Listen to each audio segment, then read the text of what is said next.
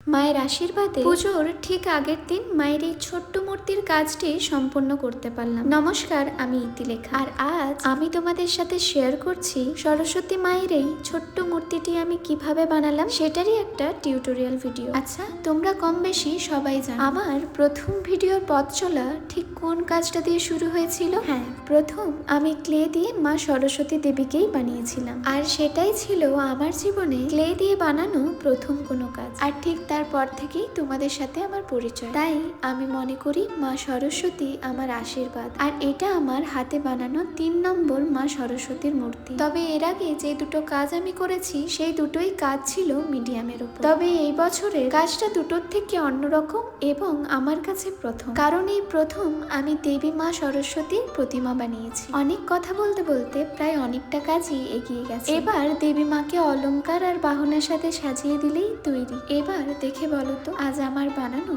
দেবী মা সরস্বতীর এই প্রতিমাটি তোমাদের কেমন লাগলো, আর তোমরাও এই বছর কে কে নিজের হাতে মায়ের মূর্তি বানিয়েছো সেটাও আমাকে দেখাতে ভুলো না। আজ তবে এতটুকুই, সবাই খুব খুব ভালো থেকো।